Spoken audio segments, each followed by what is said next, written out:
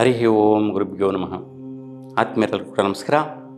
ಆತ್ಮೀಯರೇ, ನಾವು ಈಗ 2025 ಜೂನ್ ತಿಂಗಳಲ್ಲಿ ಸಿಂಹ ರಾಶಿಯವರಿಗೆ ತಿಂಗಳ ಭವಿಷ್ಯ ಹೆಂಗಿದೆ, ಗ್ರಹಗಳ ಒಂದು ಚಲನೆ ಬದಲಾವಣೆಯಿಂದ ಒಂದು ರಾಶಿಯಿಂದ ಮತ್ತೊಂದು ರಾಶಿಗೆ ಸಂಚಾರ ಮಾಡ್ತಾ ಇರ್ತವೆ. ಆ ಗ್ರಹಗಳು ಬದಲಾಗ್ತಾ ಇದ್ದಂಗೆ ನಿಮ್ಮ ಜೀವನದಲ್ಲಿ ಯಾವ ರೀತಿಯ ಒಂದು ವಿಚಾರಗಳಲ್ಲಿ, ಯಾವ ರೀತಿಯ ಪ್ರತಿಫಲಗಳಲ್ಲಿ ಬದಲಾವಣೆಗಳಿರುತ್ತೆ ಅನ್ನುವಂತಹ ಒಂದು ಕುತೂಹಲ, ಆ ಒಂದು ವಿಷಯ ತಿಳ್ಕೋಬೇಕು ಅನ್ನುವಂತಹದ್ದು, ಆ ಒಂದು ವಿಷಯದಲ್ಲಿ ಗ್ರಹಗಳು ಏನೆಲ್ಲ ಫಲಗಳು ಕೊಡುತ್ತೆ ಅನ್ನುವಂತಹದ್ದನ್ನು ನಾವೀಗ ತಿಳ್ಕೊಳ್ಳೋಣ. ನೋಡಿ, ಯಾವ ಗ್ರಹಗಳು ಯಾವ ರಾಶಿಯಿಂದ ಯಾವ ದಿನಾಂಕಕ್ಕೆ ಬದಲಾಗ್ತಾ ಇದೆ ಅನ್ನುವಂಥದ್ದನ್ನು ನೋಡೋಣ. ನೋಡಿ, ಸೂರ್ಯ ವೃಷಭ ರಾಶಿಯಲ್ಲಿ 15ನೇ ತಾರೀಕುವರೆಗೂ ಸಂಚಾರದಲ್ಲಿದ್ದು ತದನಂತರ ಮಿಥುನ ರಾಶಿಗೆ ಪ್ರವೇಶ ಮಾಡ್ತಾನೆ. ಇನ್ನು ಕುಜಗ್ರಹ ಕಟಕ ರಾಶಿಯಲ್ಲಿ ಸಂಚಾರ 6ನೇ ತಾರೀಕುವರೆಗೂ ಇದ್ದು ತದನಂತರ ನಿಮ್ಮ ರಾಶಿಗೆ ಸಿಂಹ ರಾಶಿಗೆ ಪ್ರವೇಶ ಮಾಡ್ತಾನೆ. ಇನ್ನು ಬುಧಗ್ರಹ ವೃಷಭ ರಾಶಿಯಲ್ಲಿ 6ನೇ ತಾರೀಕು ಜೂನ್ ತಿಂಗಳಲ್ಲಿ ಇದ್ದು ಆ ತದನಂತರ ಮಿಥುನ ರಾಶಿಗೆ ಪ್ರವೇಶ ಮಾಡ್ತಾನೆ. ಮಿಥುನ ರಾಶಿಯಲ್ಲಿ ಕೂಡ 22ನೇ ತಾರೀಕು ಜೂನ್ ತಿಂಗಳಲ್ಲಿ ಸಂಚಾರ ಮಾಡಿ ಆ ನಂತರ ಕಟಕ ರಾಶಿ ಕೂಡ ಪ್ರವೇಶ ಮಾಡ್ತಾನೆ. ನೋಡಿ, ಇಲ್ಲಿ ಬುಧಗ್ರಹ 3 ಮನೆಗಳಲ್ಲಿ ಸಂಚಾರ ಮಾಡುವಂತಹದ್ದು ಈ ಜೂನ್ ತಿಂಗಳಲ್ಲಿ ನಡೆಯುತ್ತೆ. ಹಾಗಾಗಿ 3 ರೀತಿಯ ಪ್ರತಿಫಲಗಳು, ಬದಲಾವಣೆಗಳು ಬುಧನಿಂದಾನೇ ಸಿಗತ್ತೆ. ಹಾಗೆ ಒಂದೊಂದು ಗ್ರಹ 2 ಮನೆಗಳಲ್ಲೂ ಸಂಚಾರ ಮಾಡ್ತಾನೆ, ಆದರೆ ಬುಧ ಈ ತಿಂಗಳಲ್ಲಿ 3 ಮನೆಗಳು ಸಂಚಾರ ಮಾಡುವಂತಹದ್ದನ್ನು ನಾವು ನೋಡ್ತೀವಿ. ಇನ್ನು ಗುರುಗ್ರಹ ಸ್ಥಿರವಾಗಿ ಮಿಥುನ ರಾಶಿಯಲ್ಲಿ ಸಂಚಾರ.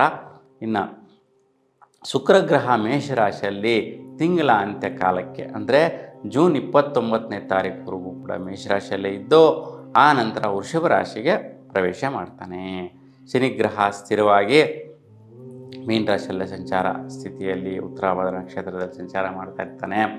ಇನ್ನು ರಾಹು ಗ್ರಹ ಪೂರ್ವಭದ್ರ ನಕ್ಷತ್ರ 3ನೇ ಪಾದದಲ್ಲಿ ಕುಂಭರಾಶಿಯಲ್ಲಿ ಸಂಚಾರ ವಕ್ರ ಸ್ಥಿತಿಯಲ್ಲಿ ಸಂಚಾರ ಮಾಡ್ತಾ ಇರ್ತಾನೆ.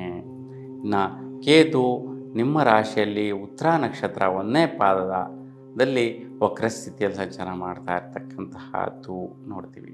ಹಾಗಾಗಿ ಈ ರೀತಿ ಗ್ರಹಗಳ ಒಂದು ಸ್ಥಿತಿ ಸಂಚಾರ ಯಾವ ರಾಶಿಯಲ್ಲಿ ಯಾವ ದಿನಾಂಕಕ್ಕೆ ಬದಲಾವಣೆ ಆಗ್ತಾ ಇದೆ ಅನ್ನುವಂತಹದನ್ನು ನಾವೀಗ ತಿಳ್ಕೊಂಡ್ವಿ. ಈ ಬದಲಾಗ್ತಾ ಇರ್ತಕ್ಕಂಥ ಗ್ರಹಗಳು, ಸಂಚಾರ ಮಾಡ್ತಾ ಇರ್ತಕ್ಕಂತಹ ಗ್ರಹಗಳಿಂದ ನಿಮ್ಮ ಜೀವನದಲ್ಲಿ ಏನು ಪ್ರತಿಫಲಗಳಿದೆ ಅಂತ ನೋಡಿದ್ರೆ, ನೋಡಿ, ಸಿಂಹ ರಾಶಿಯವರಿಗೆ ಬಹುಮುಖ್ಯವಾಗಿ ಸೂರ್ಯನು ವೃಷಭ ರಾಶಿಯಲ್ಲಿ ಸಂಚಾರ ಮಾಡುವಂತಹದ್ದು ತುಂಬಾ ಉತ್ತಮವಾದಂತಹ ಫಲ. ಯಾರೆಲ್ಲ ಸರ್ಕಾರಿ ಕ್ಷೇತ್ರದಲ್ಲಿ ಸರ್ಕಾರಿ ವೃತ್ತಿಯೋಗದಲ್ಲಿ ಇರ್ತಕ್ಕಂತಹ ಅವರು ಸರ್ಕಾರಿ ಸ್ವಾಮ್ಯತೆಯ ಒಂದು ಕೆಲಸ ಕಾರ್ಯದಲ್ಲಾಗಿರ್ಬೋದು, ಪ್ರಾಜೆಕ್ಟ್ಸಲ್ಲ ಆಗಿರ್ಬೋದು, ಯಾರೆಲ್ಲ ವೃತ್ತಿಯನ್ನು ನಿರ್ವಹಿಸ್ತಾ ಇದ್ದಾರೆ ಅಂತಹ ಅವರಿಗೆ ತುಂಬ ಶ್ರೇಷ್ಠವಾದಂತಹ ಅಭಿವೃದ್ಧಿ, ವೃತ್ತಿಯಲ್ಲಿ ಬಡ್ತಿ ಸಿಗುವಂತಹದ್ದು, ಬದಲಾವಣೆ ಸಿಗುವಂತಹದ್ದು, ಪ್ರಮೋಷನ್ ಸಿಗುವಂತಹದ್ದು ಇವೆಲ್ಲವೂ ಕೂಡ ತುಂಬ ಶ್ರೇಷ್ಠ ಮಟ್ಟದಲ್ಲಿ ಆಗತ್ತೆ. ಆ ರೀತಿಯ ಅನುಕೂಲಗಳು ನಡೆಯುತ್ತೆ. 15ರ ನಂತರ ಸ್ವಲ್ಪ ಆ ಒಂದು ವೃತ್ತಿ ಬದಲಾವಣೆಯಿಂದ ಲಾಭದಾಯಕವಾದಂತಹ ಸ್ಥಾನಕ್ಕೆ ಸೇರ್ಕೊತೀರಾ. ಲಾಭದಾಯಕವಾದ ಪ್ರತಿಫಲಗಳನ್ನು ಕೂಡ ನೀವು ಎಕ್ಸ್ಪೆಕ್ಟ್ ಮಾಡಬಹುದಾಗಿರುತ್ತೆ. ಚೆನ್ನಾಗಿದೆ. ಇನ್ನು 6ನೇ ತಾರೀಕುವರೆಗೂ ಸ್ವಲ್ಪ ಅನವಶ್ಯಕವಾದ ಖರ್ಚು, ಲಾಸು, ಸ್ವಲ್ಪ ದೇವತಾ ದರ್ಶನಗಳು ಮಾಡುವಂತಹದ್ದು, ತೀರ್ಥಯಾತ್ರೆಗಳು ಮಾಡಿ ಖರ್ಚುಗಳಾಗುವಂತಹದ್ದು, ಮತ್ತು ಬಾತೃಸ್ಥಾನದಲ್ಲಿನ ಸ್ವಲ್ಪ ಖರ್ಚುಗಳು ಇಂಥವೆಲ್ಲ ಕೂಡ ಬಂದೋಗಿರುತ್ತೆ. ಆ ಒಂದು ಖರ್ಚುಗಳೆಲ್ಲವೂ ಕೂಡ 6ರ ನಂತರ ಸ್ವಲ್ಪ ಸ್ಥಿರತೆ, ದೃಢತೆ ಬರುತ್ತೆ. ಆದರೂ ಸಹ ತುಂಬಾ ಜಾಗೃತಿಯಿಂದ ಇರಬೇಕು. ಯಾಕಪ್ಪ ಅಂತಂದರೆ, ನೋಡಿ, ವಿಶೇಷವಾಗಿ ನಿಮಗೆ ಮನೆ ಕಡೆಯಿಂದ ಆಗಿರ್ಬೋದು, ಮತ್ತು ಯಾವುದೋ ಒಂದು ಭಾಗ್ಯ ಪ್ರಾಜೆಕ್ಟ್ಸ್ ಆಗಿರ್ಬೋದು, ಅಥವಾ ಒಂದು ನಿಮ್ಮದೇ ಆದಂತಹ ಒಂದು ಸೊತ್ತಾಗಿರ್ಬೋದು, ಅಥವಾ ಒಂದು ಪ್ರಾಪರ್ಟಿ ಆಗಿರ್ಬೋದು, ಆ ವಿಚಾರದಲ್ಲಿ ಸೆಟ್ಲ್ಮೆಂಟ್ಸ್ ವಿಚಾರ, ಸೇಲ್ ಮಾಡುವಂಥ ವಿಚಾರ, ಅದರಿಂದ ಬರುವಂಥ ಬೆನಿಫಿಟ್ ವಿಚಾರ, ಎಲ್ಲದರಲ್ಲಿ ಸ್ವಲ್ಪ ಕೆಲವೊಂದು ರೀತಿಯಲ್ಲಿ ಎಡವಟ್ಟು ಮಾಡಿಕೊಳ್ಳುವಂತಹದ್ದು, ಕುಬ್ಜತೆ ಮಾಡಿಕೊಳ್ಳುವಂತಹದ್ದು, ಅಂದರೆ ಅರಿವಿದ್ದು ಇಲ್ಲದೆಯೇ ಆಗುವಂತಹ ಸ್ಥಿತಿಗಳು, ಒತ್ತಡಕ್ಕೆ ಸಿಕ್ಕಾಕೊಳ್ಳುವಂಥದ್ದು, ಸ್ವಲ್ಪ ಒಂದು ವ್ಯವಹಾರದಲ್ಲಿ ಅಂದರೆ ಗಲಾಟೆ, ಟೆನ್ಷನ್ಸು, ಕೋರ್ಟು ಕೇಸು ಇಂತಹ ಟೆನ್ಷನ್ಸ್ಗಳು ಬಿದ್ದೆದ್ದೇಳುವಂತಹ ಸಾಧ್ಯತೆಗಳು ಜಾಸ್ತಿ ಇರುತ್ತೆ. ಹಾಗೆ ತುಂಬ ಕೇರ್ಫುಲ್ ಆಗಿರೋದು ಒಳ್ಳೆಯದು. ಈ ಸಮಯದಲ್ಲಿ ಗಣಪತಿ ದರ್ಶನ ಮತ್ತು ಶಕ್ತಿ ಮಾತಾ ದರ್ಶನ, ಸುಬ್ರಹ್ಮಣ್ಯ ಸ್ವಾಮಿಯ ದರ್ಶನ, ಪೂಜೆ, ಸೇವೆ ಮಾಡುವುದರಿಂದ ಈ ಒಂದು ವೈಪರೀತ್ಯಗಳ ನಿವಾರಣೆ ಆಗುತ್ತೆ. ಇನ್ನು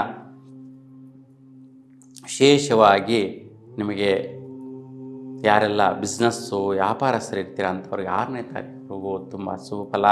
ಹಣಕಾಸು ಗಳಿಸುವಂತಹ ವ್ಯಾಪಾರಸ್ಥರು, ವಹಿವಾಟು ಮಾಡ್ತಾ ಇರ್ತಕ್ಕಂಥವರು, ಲೇವಾದೇವಿ ಮಾಡ್ತಾ ಇರ್ತಕ್ಕಂತಹವರು, ಅಂತಹವ್ರಿಗೆಲ್ರಿಗೂ ಕೂಡ ಒಂದು ರೀತಿಯಲ್ಲಿ ಶುಭವಾದಂತಹ ಫಲ ಉಂಟಾಗತ್ತೆ. ವೃತ್ತಿಯಲ್ಲಿ ಕೂಡ ಬದಲಾವಣೆ ತರುತ್ತೆ, ಲಾಭದಾಯಕವಾದಂಥ ವ್ಯವಹಾರಗಳು ಮಾಡುವಂತಹದ್ದಿರುತ್ತೆ. 6ರ ನಂತರ ವಿಶೇಷವಾಗಿ ಯಥೇಚ್ಛವಾದಂಥ ಆದಾಯಗಳಿಗೋಸ್ಕರ ಒಂದು ಬೆಳೆಗಳು ಬೆಳೆಯುವಂತಹದ್ದು, ಹೊಸದಾಗಿ ಫಸಲನ್ನು ಪ್ರಾರಂಭಿಸುವಂತಹದ್ದು ಸಿಂಹರಾಶಿಯವರು, ಮತ್ತು ಹೊಸದಾಗಿ ಪ್ರಾಜೆಕ್ಟ್ಸ್ನ ಪ್ರಾರಂಭಿಸಿ ವ್ಯಾಪಾರ ವ್ಯವಹಾರವನ್ನು ಸ್ಟಾರ್ಟ್ ಮಾಡುವಂತಹ ಒಂದು ವಿಚಾರದಲ್ಲಿ ಚೂರು ಅನುಕೂಲತೆ ಲಭಿಸುತ್ತೆ. 22ರ ನಂತರ ಕೆಲವೊಂದು ಇನ್ವೆಸ್ಟ್ಮೆಂಟ್ಗಳಿಂದ ಖರ್ಚುಗಳು ಬರುವಂತಹದ್ದು, ಮಾನಸಿಕವಾಗಿ ಸ್ವಲ್ಪ ಸ್ಟ್ರೆಸ್ ಆಗುವಂತಹದ್ದು, ಒತ್ತಡ ಬೀರುವಂತಹದ್ದಿರುತ್ತೆ. ಸ್ವಲ್ಪ ಬಿಸ್ನೆಸ್ ವ್ಯಾಪಾರ ವ್ಯವಹಾರಗಳು ಇಂಥ ವಿಚಾರಗಳಿಗೋಸ್ಕರ ನೀವು ಖರ್ಚುಗಳು ಮಾಡುವಂತಹದ್ದು, ಮನೆಯ ವಿಚಾರಕ್ಕೋಸ್ಕರ ಖರ್ಚುಗಳು ಮಾಡುವಂತಹದ್ದು, ಮತ್ತು ಆಲೋಚನೆ ಮಾಡುವಂತಹದ್ದು ಕೂಡ ಬರುತ್ತೆ.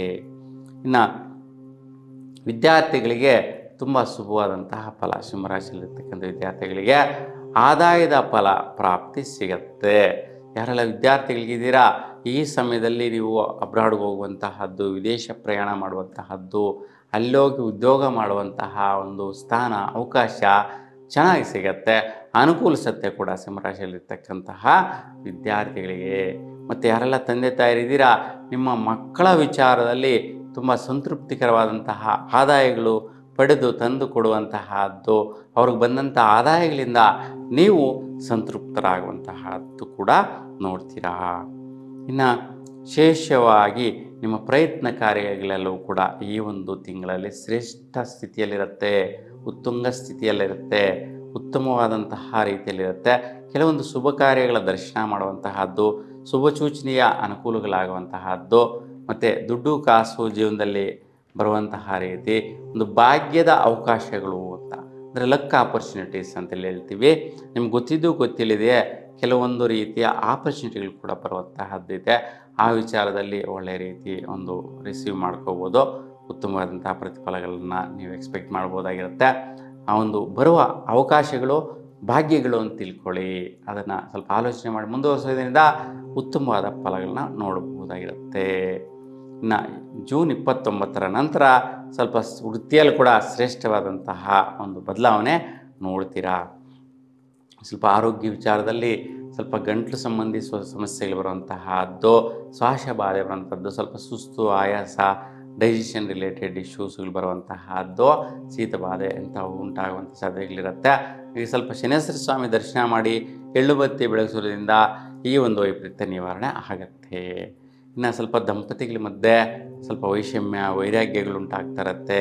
ಏಕೆಂದರೆ ನಿಮಗೆ ಸರ್ಪದೋಷದ ಪ್ರಭಾವ ಉಂಟಾಗಿದೆ. ಅದಕ್ಕೆ ಕಾಲಸಿ ಹೋಗಿ ರಾಹುಕೇತು ಶಾಂತಿ ಮಾಡ್ಕೊಳ್ಳೋದ್ರಿಂದ ಶ್ರೇಷ್ಠವಾದ ಫಲಾಫಲಗಳು ದಂಪತಿಗಳಿಗೆ ಒಳ್ಳೆಯ ರೀತಿಯ ಅನುಕೂಲಗಳು ಸಿಗುತ್ತೆ. ಯಾರೆಲ್ಲ ವಿವಾಹವಾಗಬೇಕು ಅಂತಿದ್ದೀರಾ ಅಂಥವ್ರಿಗೆಲ್ಲರೂ ಕೂಡ ಸ್ವಲ್ಪ ನಿಧಾನ ಲೇಟ್ ಆಗ್ತಾ ಇರ್ತಕ್ಕಂತಹದ್ದು ಇರುತ್ತೆ. ಅಂತಹವರೆಲ್ಲರೂ ಕೂಡ ಶಕ್ತಿ ಮಾತಾ ದರ್ಶನ ಮಾಡಿ ರಾಹುಕಾಲದಲ್ಲಿ ನಿಂಬೆಹಣ್ಣಿನ ತುಪ್ಪದ ದೀಪಗಳನ್ನು ಉದ್ದಿನ ಬೇಳೆ ಇಟ್ಟು ಬೆಳೆಸೋದ್ರಿಂದ ನಿಮಗೆ ಈ ಒಂದು ದೋಷ ನಿವಾರಣೆ ಆಗುತ್ತೆ. ಮತ್ತು ಸ್ವಲ್ಪ ಈ ಒಂದು ಮಾಸದಲ್ಲಿ ತಿಂಗಳಲ್ಲಿ ಒತ್ತಡದ ಸ್ಥಿತಿ, ಒತ್ತಡದ ಪ್ರಭಾವಗಳಿರುತ್ತೆ. ಅದಕ್ಕೋಸ್ಕರ ಗಣಪತಿಗೆ 21 ಗರಿಕೆ ಹುಲ್ಲಿನ ಬಲಹಸ್ತದ ಮೇಲೆ ಇಟ್ಟು ಪೂಜೆ ಮಾಡಿಸ್ಕೊಳ್ಳೋದ್ರಿಂದ ಶ್ರೇಷ್ಠ ಫಲ ಸಿಗತ್ತೆ. ಒಟ್ಟಾರೆಯಾಗಿ ಒಂದು 3 ಗ್ರಹಗಳ ಪ್ರಭಾವ ಹೆಚ್ಚಿನ ವೈಪರೀತ್ಯ ಇದೆ. ಉಳಿದ ಗ್ರಹಗಳ ಪ್ರತಿಫಲ ಚೆನ್ನಾಗಿದೆ. ಎಲ್ಲರೂ ಕೂಡ ಶುಭವಾಗಲಿ. ನಮಸ್ಕಾರ.